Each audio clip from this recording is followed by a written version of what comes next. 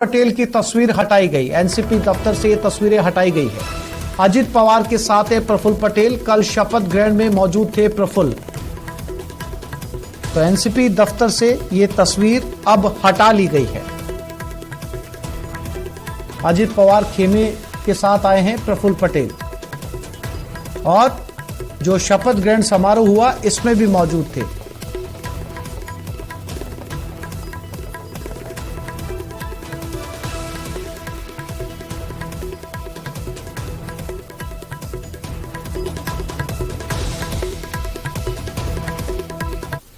और महाराष्ट्र के सतारा से ये बड़ी खबर। एनसीपी में फूट पर बोले शरद पवार, अकेला ही अपनी आवाज बुलंद करूंगा, बागियों के खिलाफ एक्शन होगा।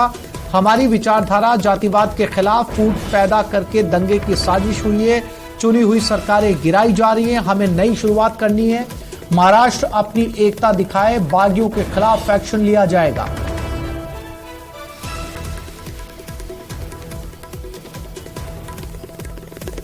तो ये चाचा भतीजे की अंदरूनी कलह अब निकलकर सामने आ गई है। जो पार्टी के मुख्य संरक्षक थे, अब उन्होंने सतारा में बयान दिया है कि बागियों के खिलाफ एक्शन होगा, नई शुरुआत करनी होगी। और जो कल से महाराष्ट्र की राजनीति में समीकरण चल रहे हैं, इसको लेकर शरद पवार ने यहां पर बयान दिया है। कहा, अकेला ही अपनी आवाज बुलंद करता रहूंगा। वहीं एमएनएस प्रमुख राज ठाकरे का भी बयान सामने आया है। शरद पवार का पॉलिटिकल ड्रामा ऐसा नहीं हो सकता। शरद को पता ना हो कौन किसका दुश्मन, पता नहीं चल रहा।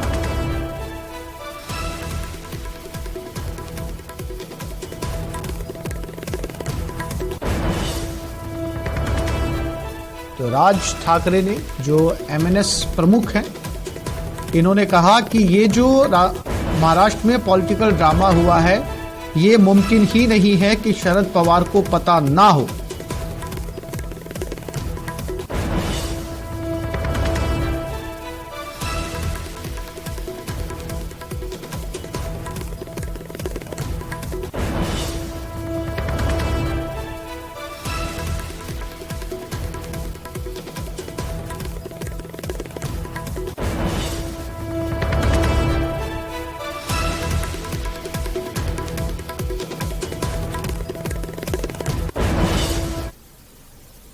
और महाराष्ट्र की सियासत से एक और खबर। फडणवीस और अजित पवार की बैठक खत्म हो चुकी है। फडणवीस के साथ अजित पवार की बैठक करीब 1 घंटे तक चली। प्रफुल्ल पटेल, छगन भुजबल भी इस बैठक में मौजूद रहे। फडणवीस के घर राहुल नार्वेकर भी मौजूद थे।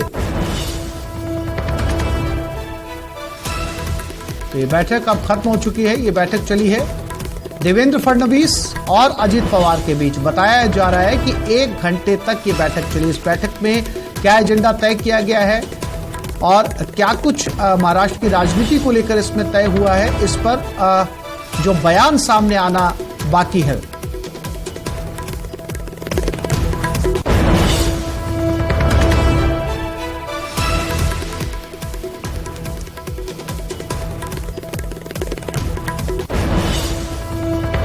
बैठक में प्रफुल्ल पटेल थे, छगन भुजबल थे और देवेंद्र फडणवीस।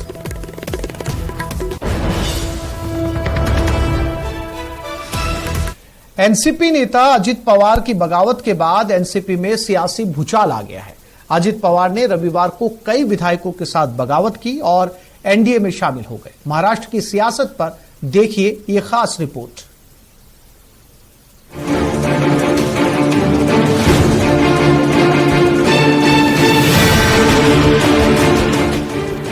एनसीपी में टूट, शरद पवार खेमे में हड़कंप। शरद पवार आगे क्या करेंगे?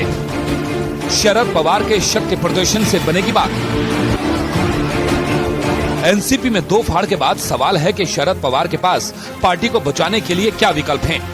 क्या एनसीपी पूरी तरह से अजित पवार की हो जाएगी या शरद पवार के शक्ति प्रदर्शन से एनसीपी का सियासी संकट खत्म हो जाएगा? पार्टी में टूट के बाद शरद पवार ने तो यहाँ तक कह दिया है कि पार्टी में विधायकों की टूट नहीं, चोरी नहीं, डकैती है। वैसे एनसीपी ने विधानसभा स्पीकर से 9 बागी विधायकों को अयोग्य ठहराने की मांग की है। डिस्क्वालिफिकेशन पिटीशन हमने भेजा है और व्हाट्सएप पे भी मैंने उनको कॉपी भेजी है डिस्क्वालिफिकेशन की। फिजिकली भी उनको डिस्क्वालिफिकेशन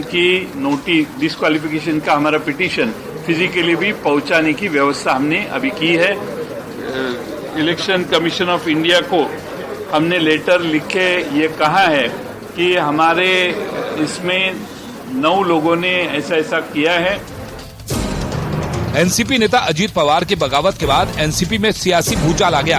अजीत पवार ने रविवार को कई विधायकों के साथ बगावत कर ली और एनडीए में शामिल हो गए।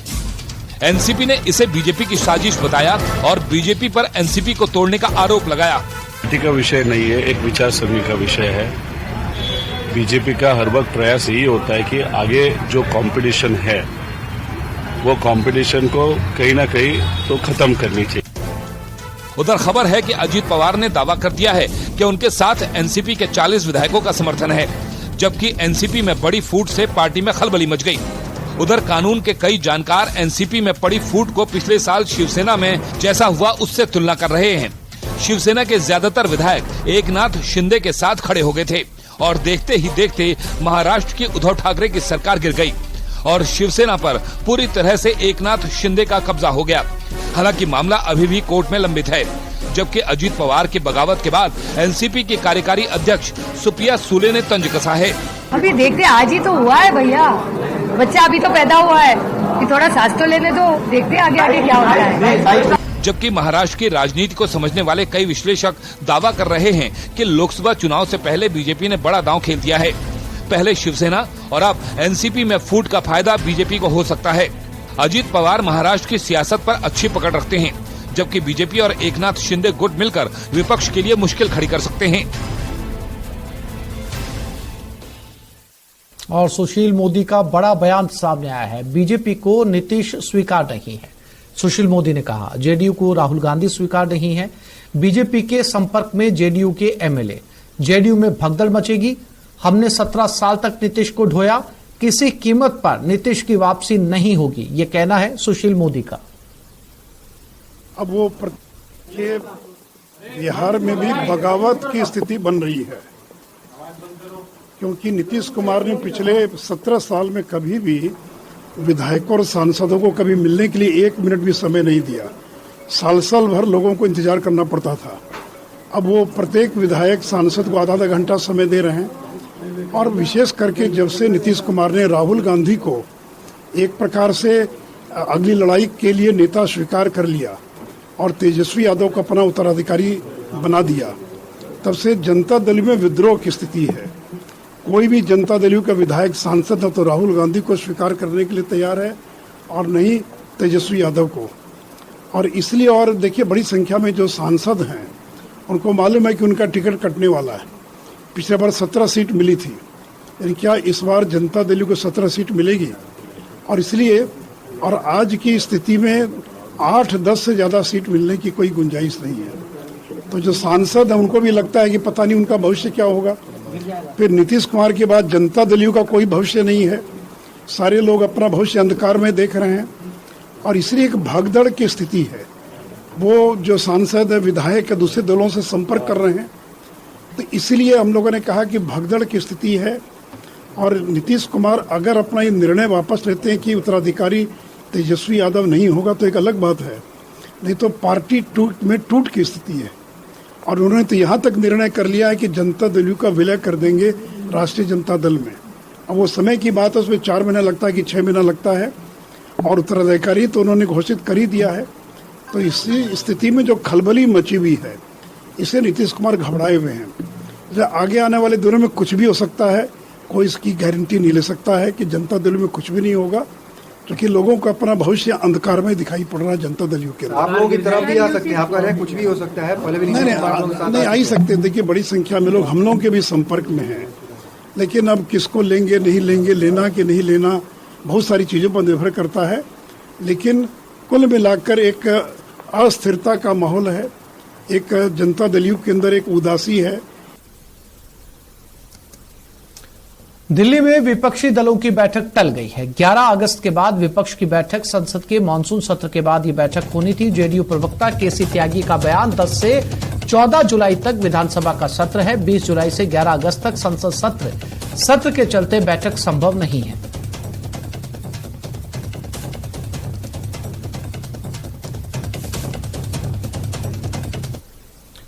और इस वक्त की बड़ी खबर दरभंगा से है, जहां प्रतिबंधित संगठन पीएफआई के खिलाफ रविवार को एनआईए की छापेमारी में बड़ा खुलासा हुआ है। छापेमारी के बाद जांच के घेरे में आए बहेरा के गाजियाना गांव के मोहम्मद हबीबुल्लाह का आतंकी संगठनों से संबंधों का खुलासा हुआ है।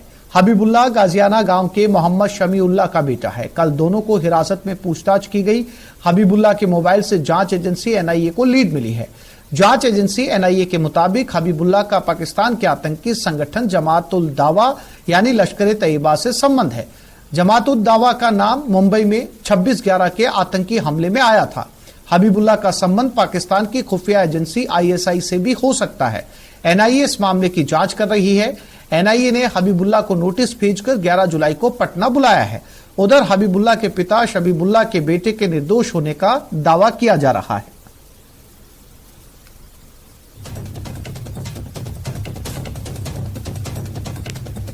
और महाराष्ट्र में भी एनआईए की छापेमारी। 5 जगहों पर एनआईए ने छापेमारी की है। मुंबई और पुणे में 5 ठिकानों पर आईएसआईएस की गतिविधियों के शक में ये छापे डाले जा रहे हैं।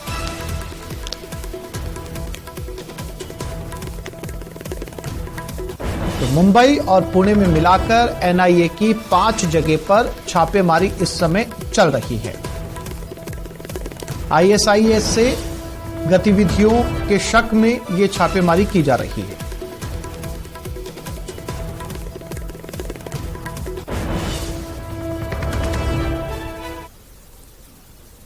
और ये खबर दिल्ली से, पीएम आवास के ऊपर ड्रोन उड़ने की खबर, सुरक्षा एजेंसियों में हड़कंप मचा हुआ था। एसपीजी ने दिल्ली पुलिस से संपर्क किया था। एसपीजी ने करीब 5:30 बजे सूचना दी थी। शुरुआती जांच में कुछ भी नहीं मिला है। मामले की जांच अब भी दिल्ली पुलिस कर रही है। तो आज सुबह की ये घटना है, तड़के सुबह 5:30 की। एसपीजी ने दिल्ली पुलिस को सूचना दी कि पीएम आवास के ऊपर ड्रोन उड़ता देखा गया। पुलिस वहां पर पहुंची और जो अब तक जांच की गई है, यानी कि सुबह से लेकर अब तक, फिलहाल पुलिस के हाथ कुछ भी नहीं लगा है। हालांकि जांच अभी भी जारी है।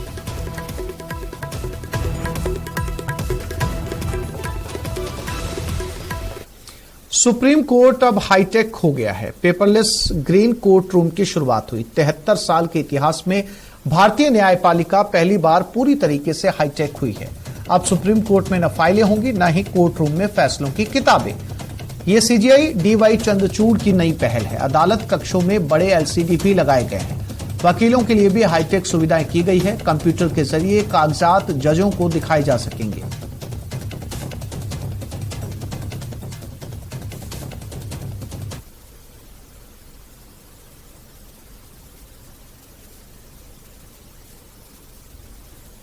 और ये खबर पटना से, जातीय जनगणना से ये खबर जुड़ी हुई है। आज पटना हाईकोर्ट में जातीय गणना पर सुनवाई होगी। जातीय गणना पर आज फैसला भी आएगा। 4 मई को हाईकोर्ट ने जातीय गणना पर रोक लगा दी।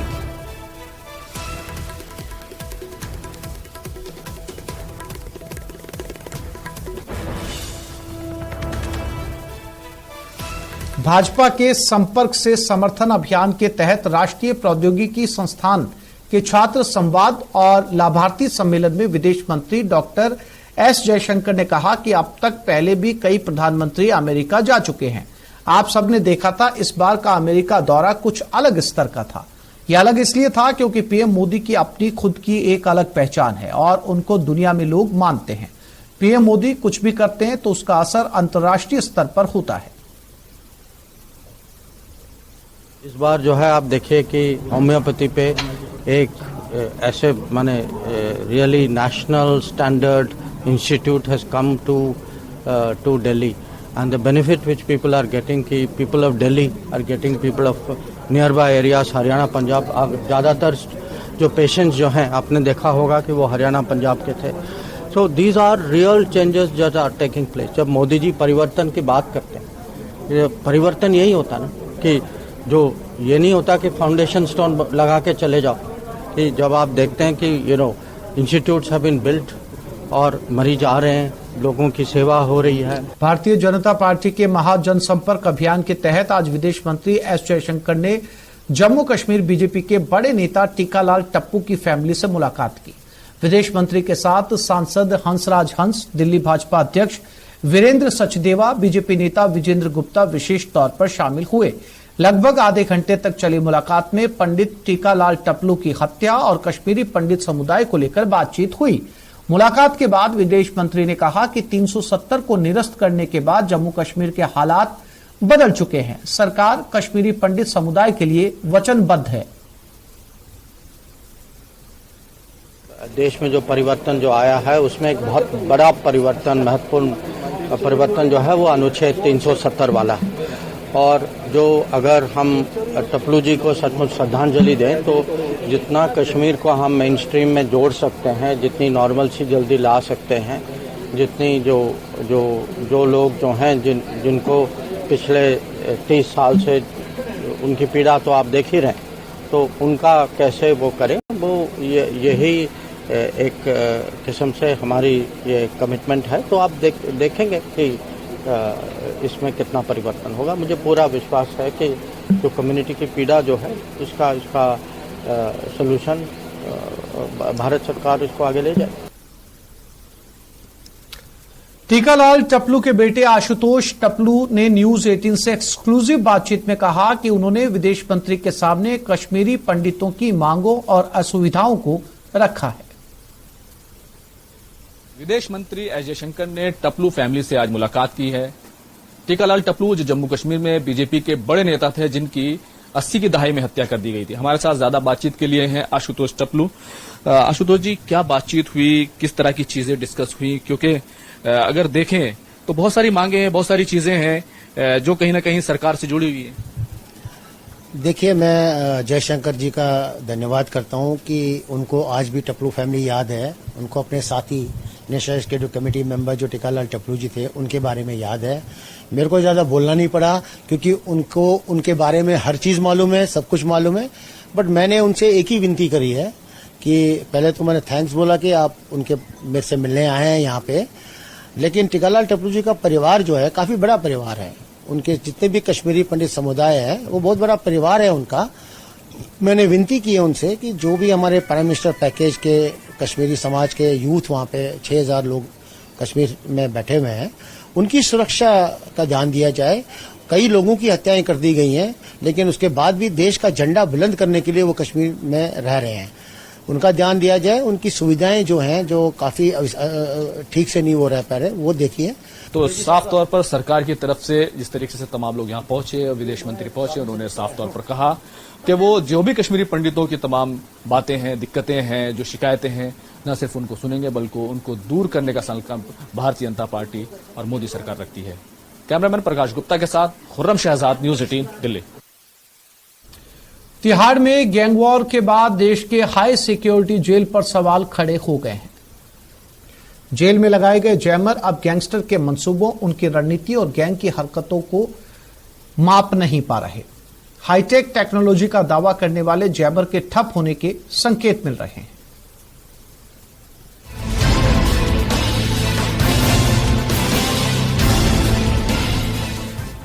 तिहाड़ की इन दीवारों में हाईटेक टेक्नोलॉजी के फेल होने का दावा किया जाता है। पहले गैंग, फिर गैंगवॉर और अब तिहाड़ में लगे जैमर पर सवाल खड़े होने लगे हैं। दावा है कि गैंगस्टर के मंसूबों, उनकी रणनीति और गैंग की हरकतों को ये जैमर भी नहीं माप पा रहे। हाईटेक टेक्नोलॉजी का दावा करने वाले जैमर के ठप होने का संकेत मिल रहा है। दक्षिण एशिया की सबसे बड़ी जेल तिहाड़ में जैमर की टेक्नोलॉजी पर अब सवाल उठने लगे हैं। इसके पीछे की वजह है तिहाड़ में 2G, 3G और तो और 4G जैसे नेटवर्क का इस्तेमाल करते हुए कैदियों का पकड़े जाना। तिहाड़ प्रशासन के दावों को माने तो उनके मुताबिक तिहाड़ के अंदर ऐसे आधुनिक और हाई टेक्नोलॉजी वाले जैमर लगाए गए हैं जिसके जरिए मोबाइल फोन को पूरी तरह से बंद रखा जाता है। लेकिन उसके बावजूद भी कैदी बड़े शातिर हैं और वो किसी न किसी जुगत के इन मोबाइल फोन का इस्तेमाल करने में बाज नहीं आते। दावा है कि तिहाड़ की इन फौलादी दीवारों के बीच अलग अलग बैरक में बंद कैदी बड़ी आसानी से इन जैमर को चकमा दे देते हैं और यहाँ से पंजाब, हरियाणा समेत देश के तमाम राज्यों में अपना गैंग चला रहे हैं। कैदी अपने शरीर के किसी हिस्से में फोन को छिपाकर तिहाड़ पहुँच जाते हैं या फिर किसी तीसरे शख्स के जरिए मोबाइल को तिहाड़ मंगा लेते हैं, जिनका इस्तेमाल सिर्फ कॉलिंग के लिए होता है। इन दावों को दिल्ली पुलिस के पूर्व अधिकारी भी मानते हैं। किसी न किसी आदमी की मिली भगत के बिना मोबाइल फोन जेल के अंदर जा नहीं सकता, क्योंकि चेकिंग इतनी जबरदस्त होती है। जब तक आदमी कोई मिला नहीं होगा, फॉर एग्जाम्पल अगर कोई आदमी सामान लेके जा रहा है, ट्रकों में जा रहा है, उनकी तो पहचान इतनी ज्यादा पहचान वाले आदमी होते हैं, उनकी तलाशी इतनी जल्दी सघन तरह से नहीं होती, वो फिर ले जाके किसी को भी दे सकते हैं और वहां पर देंगे किसी को, तो जेल का जो आदमी होगा जिसकी मिली भगत उस मुलजिम अपराधी से होगी, उसको वो जाके देते। तिहाड़ में 20,500 कैदी बंद हैं, जिनकी तादाद तिहाड़ की जेलों की क्षमता से कहीं ज्यादा है। इन्हीं जेल में से कई जेल की बैरक में बड़े बड़े गैंगस्टर और माफिया हैं, जो अपनी पहुंच और रुतबे से मोबाइल जेल के अंदर चलाते हैं। इन्हीं में एक नाम है सुकेश चंद्रशेखर, जिसने मोबाइल के जरिए 200 करोड़ से ज्यादा की रकम का हेर फेर कर दिया था। सुकेश अपने बेहतर नेटवर्क के जरिए वीडियो कॉल्स पर बैरक के अंदर से बड़े बड़े लोगों से डील कर चुका था। तो वहीं गैंगस्टर जितेंद्र गोगी, सिद्धू मूसेवाला, अंकित गुर्जर और टिल्लू ताजपुरिया की हत्या की साजिश भी इन्हीं बैरक में बैठकर बनाई गई थी और जैमर उसे ट्रैक नहीं कर सके थे। तिहाड़ सूत्रों के मुताबिक सभी 9 जेलों की कॉलिंग को ब्लॉक करने के लिए 3T HCBS जैमर टेक्नोलॉजी को लगाया गया है, ताकि नेटवर्क को खत्म किया जा सके। ये जैमर चोरी छिपे जेल में लाए गए मोबाइल को नेटवर्क से कनेक्ट नहीं होने देते। जैमर हाईटेक है, इसमें कोई डाउट नहीं है, लेकिन जैमर भी जहां पर लगे होते हैं वहां पर भी ऐसी कोई टेक्निक वो निकाल लेते हैं कि वो जैमर को थोड़ी देर के लिए या पूरी तरीके से उसको इनइफेक्टिव करने की उनके पास एक ऐसी टेक्निक होती है। बैरक से बैठकर वसूली के लिए कॉल किए जाते हैं, देश विदेश में धमकियों के कॉल किए जाते हैं, गैंग वॉर, हत्या का गणित बैठाया जाता है और तिहाड़ को इसका अड्डा बनाया जाता है। इसी को शून्य करने के लिए तिहाड़ प्रशासन अब नई रणनीति बनाने में जुटा है। और ये बड़ी खबर राजधानी जयपुर से। जयपुर पुलिस कमिश्नरेट में एसीबी ने बड़ा ट्रैप किया। प्रतापनगर थाने का हेड कांस्टेबल रिश्वत लेते हुए ट्रैप, 10,000 रुपए की रिश्वत लेते हुए ट्रैप किया गया। हेड कांस्टेबल शोभाराम मीणा को एसीबी ने ट्रैप किया। मुकदमे में गिरफ्तार नहीं करने की एवज में 1 लाख रुपए की रिश्वत मांगी थी। परिवादी और उसके भाई के खिलाफ मुकदमा दर्ज हुआ था।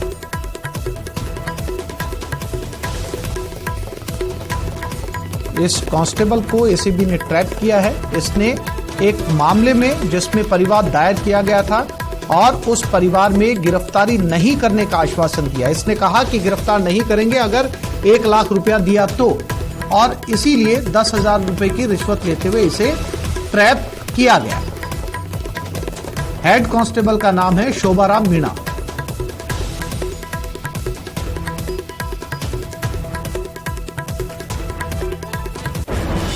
तो इस बुलेटिन में फिलहाल इतना ही। नमस्कार।